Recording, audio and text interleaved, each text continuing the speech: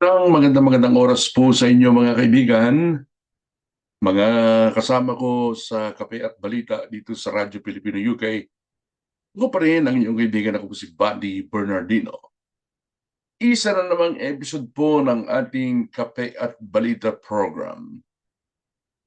Tuwang-tuwa ang marami at siguro marami po sa ating mga kababayan ang hindi nakakaalam tungkol po naman dito sa resulta ng isang survey kung saan mga kaibigan, no, nangunguna si Vice President Sara Duterte sa gustong magiging Pangulo ng mga Pilipino sa darating na eleksyon sa 2028. Kahit po tatlong taon pa ang bibilangin mula sa mga sandaling ito, ang resulta po ng survey o public opinion research o isinagawa ng public opinion research firm o kumpanya na WR Numero noong nakarang araw po ng Monday ay itong si Vice President Sara Duterte ang number one sa gustong maging Pangulo ng mga Pilipino, mga kaibigan.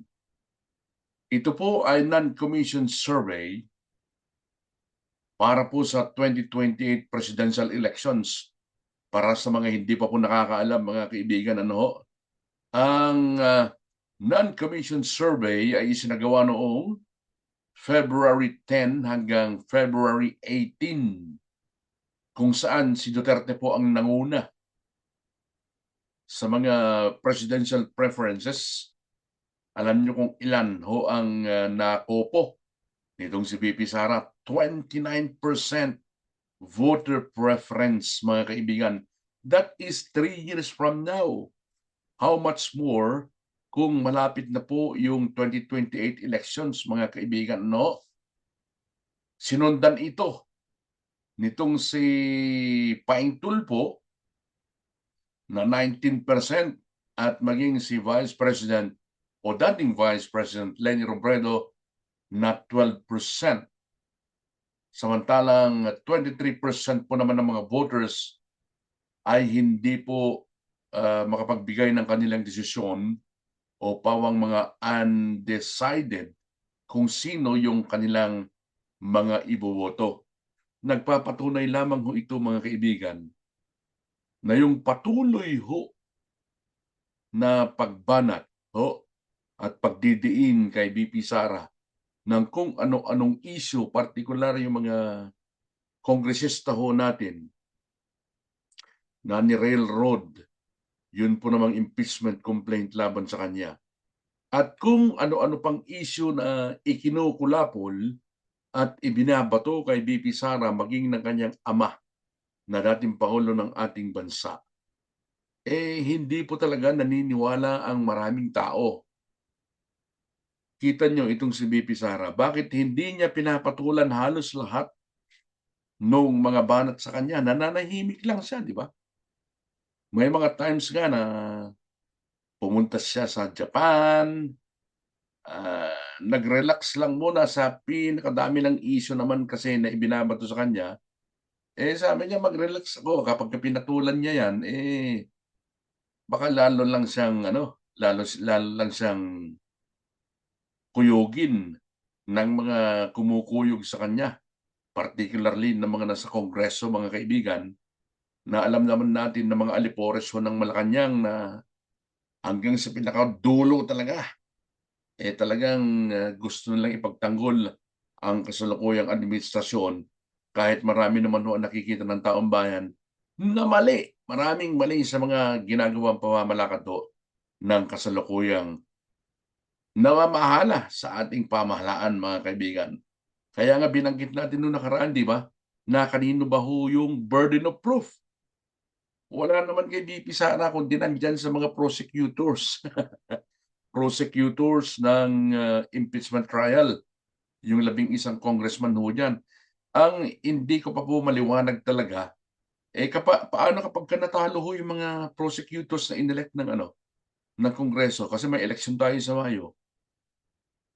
Kung hindi ho sila nanalo, kasi karamihan sa kanila mga re-electionist eh. Kung hindi ho sila nanalo o mananalo sa darating na eleksyon, sila pa rin ba kaya ang magsisilbing prosecutors sa impeachment trial? Hindi tayo eksperto pero nais ko pong malinawan sa issue na yan mga kaibigan. No? Ituloy lamang ho natin dito sa usapin ng pinakahuling survey. Yung survey firm ho na nagsagawa nito ay yung research firm na WR Numero. 29% ang nakuha nilang porsyento para manguna sa nasabing survey sa mga preferences na magiging Pangulo ng ating bansa sa 2028. 29% para po kay Vice President Sara Duterte at yung isa dito 19% ay itong si Paing Tulfo, mga kaibigan. Samantalang ang nangungunahong gusto ng kanilang mga sinurvey ng mga mamamayan ng mga Vice President ay ito po namang itong si Grace Poe, mga kaibigan, si Senador Grace Poe. Si Leni Robredo po naman ay 12% at yung 23% nga po ay undecided. Ang iba pang mga kandidato ho, dyan po naman sa naturang listahan ng WR Numero, yung presidential choices, ay itong si Porin, 4%, at ganoon din mga kaibigan, ang iba pa ng mga kandidato sa naturang posisyon na gaganapin nga po dito sa darating na Mayo sa 2028, mga kaibigan. No? So, sa kabila ho ng mga matinding pagdidiin kay VP Sara ng lahat ng mga aripores po ng Malacanang, yan po sa Kongreso, tingnan nyo ang resulta, talagang lumagapak sa kanilang pagmumuka. Itong survey na ito, na ang preferences ng mga Pilipino, ang gusto nilang mamuno ng ating bansa sa 2028, walang iba kundi VP Sara. Itong si VP Sara Duterte. Kaya napakaganda ng ginagawa nitong si VP Sara Duterte, mga kaibigan, na hindi po niya sinasagot head-on para magkaroon ng head-on collision yung kanyang mga issue at yung mga issue na binabanatan ho ng mga mambabatas dyan sa Kongreso. Ito lang tignan natin. Sino ba yung mga congressman ho dyan? Compared to her, she is the Vice President, mga kaibigan. Sakop po niya ang buong bansang Pilipinas. Itong mga nag-aakusa sa kanya, maliit na bahagi lamang ng Pilipinas ang kanilang distrito. Ang laging bumapanat sa kanya. Itong si VP Sara, alam na niyang laban eh. Alam na ho niya ang kalakaran ng laban. I have the whole Philippines.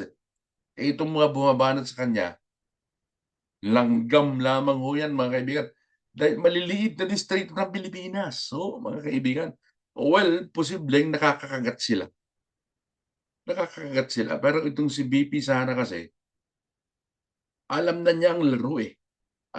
Sige lang, banat lang kayo ng banat. Ako naman ay nagtatrabaho. Tingnan nyo nga yung mga pictures, mga kaibigan. No? Itong mga congressman na ito, panay ang patawag ng press conference, pinabanatan siya, ipinagtatanggol ang Malacanang. Nasaan si VP Sara? Nandun, gumagala sa lahat ng sulok ng Pilipinas, ipinamamahagi sa taong bayan ang tungkulin ng tanggapan ng Office of the Vice o tanggapan ng pangalawang Pangulo ng Bansa. Ibinabahagi sa taong bayan hindi lamang sa iisang lugar, kundi sa iba't ibang panig po ng Pilipinas dahil nga po yung sakop ng Vice President ay buong Pilipinas, mga kaibigan ho. Umiikot siya eh. Samantalang itong mga bumabanat sa kanya sa Kongreso, panay ang patawag ng press conference, panay ang tackle sa issue ng impeachment laban sa Vice President. Pero itong si BP, hindi niya sinasagot ng direkta itong mga ito eh. Hindi nga siya sumasagot eh. Umiikot lang siya. Umiikot lang siya sa Pilipinas. Namamahagi ng kung anong tulong ang dapat na ipamahagi sa kabila ng katotohanan na pinulitika na naman, mga kaibigan, ang opisina ng Vice President dahil hindi po siya binigyan ng pondo na regular na ibinibigay sa pondo ng Office of the Vice President. Yun pong pondo para sa burial assistance at kung ano-ano pang mga assistance para sa mga Pinoy na walang kakayahan sa buhay na sa laylayan ng lipunan. Hindi po ibinigay sa Office of the Vice President nitong 2025, mga kaibigan. Ano? Dahil nga sa pinopolitika siya. Gusto siyang lumpuhin. Gusto siyang lumpuhin ng Malacanang at mga alipores sa Kongreso. Ganun pa man, ito ang katotohanan. Tignan ho ninyo yung Facebook page ng Office of the Vice President, yung kanilang website, kung saan-saan umiikot po ang tanggapan, mga staff ni BP Sara, para lang humagampanan ng kanilang tungkulin na mamahagi ng tulong sa lahat ng sulok po ng Pilipinas. Ito'y sa kabila ng katotohanan na pinulitika po siya. Hindi nalalaman ng iba ito. Pinulitika siya. Yung burial assistance fund at iba pang funding na para po sa Office of the Vice President, hindi binigay. Pinulitika. Pinulitika. Pinulitika ng mga pulpolitiko, mga kaibigan. Ganyan sila katindi. Para lang i-down, ilugmok si VP Sara at ang pamilya Duterte. Pero anong resulta? 3 years from now, ayan yung survey na binanggit ko po sa inyo, Duterte leads early survey for 2028, mga kaibigan. Yung mga taong gumagawa ng tama, gumagawa ng mabuti, itinataas po yan, mga kaibigan, ng taong bayan. Samantalang yung mga nag-aakusa, pumuprontang akala mo matitinong mga tao,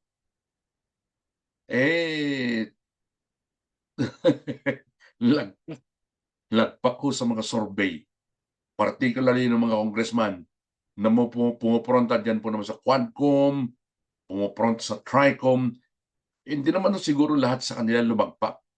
Pero karamihan sa kanila, malamang hindi na makabalik dyan sa kanilang posisyon, dyan sa Kongreso, at kung ano man po yung kanilang mga tatakbuhang ibang posisyon, malamang hindi sila mananalo dahil nandun sila sa pinaka lagpak nga sila sa survey. Kaya yan po ang resulta. Sa mga kababayan kong naniniwala na ang Duterte ang maglilid sa ating bansa para sa mas matinong pamumuno, mas matinong kalakaran, ito na yung resulta. Duterte leads early survey for 2028 polls. Sa mga kaibigan ko po, kababayan, na hindi pa po nakakapag-subscribe sa ating Kape at Balita YouTube channel ng Radyo Pilipino UK, baka naman pwede kayong magbigay ng kahit isang subscription lang. Maligaya na po tayo. Mula po dito sa London, mga kaibigan, saan man po kayo naroroon, isang mapagpalang oras po sa inyo, mga kaibigan. God bless!